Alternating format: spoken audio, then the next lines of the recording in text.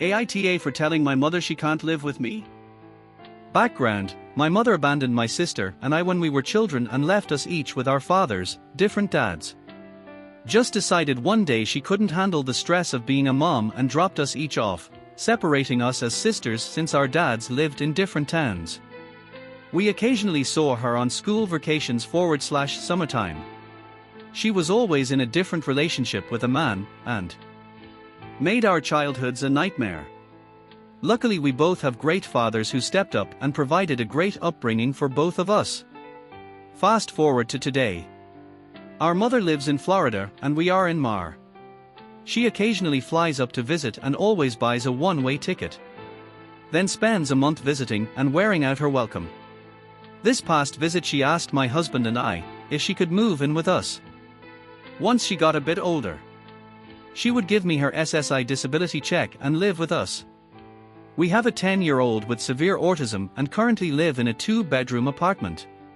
She hinted we should buy a home with an extra bedroom. My sister has flat out told our mother that she can't live with her, so I think that's why she's mentioning it to me.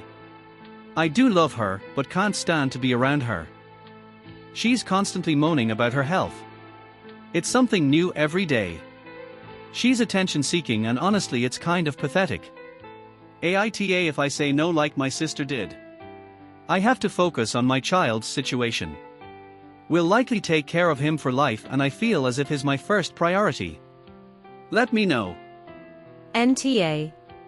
You take care of yourself and your family first. Don't let your mom convince you to put your child second like she did to you. You're not an AH for breaking those chains. Best wishes, Blackheart. NTA, just send her the link to this Reddit post. I'm confident no sane or sober person would suggest having your toxic mother living with you would be a good idea. NTA. And I'll go further and recommend that you say no for the sake of your emotional health, your child's well-being, and the well-being of your marriage. NTA.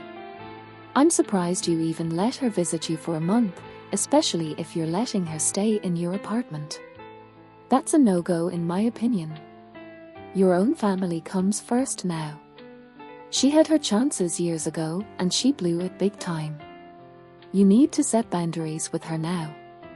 Limit her visits to less than a week and she can stay in a hotel, rent a car and meet you for lunch, the park or somewhere for a few hours.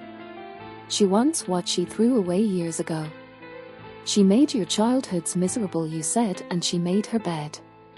Now she must lay in it instead of trying to erase it all away. NTA, for all the reasons you mentioned. YWNBTA to saying no. You don't have the space, you have higher priorities, and most of all, you don't want TO. That's all the reason you need.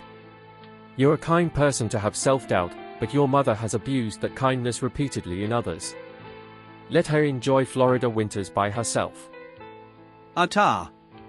You have enough on your plate with a small home/apartment and a special needs child. If her idea had been to use you and your sis as her retirement plan, she should have invested her time and energy in actually being a parent. But even if your mother had been better than June Cleaver, you would still be taught for being unable and unwilling to take on the extra responsibility, stress, and expense of caring for her in her golden years. Give her the number to an elder care program or nursing home facility in Florida, LOL. Will likely take care of him for life. NTA. But as your child gets older, like 20, seriously consider putting them in a group home. There are good ones out there, you're highly unlikely to outlive them, and, right after you die, is a very bad time to inflict a total change in living situation on them.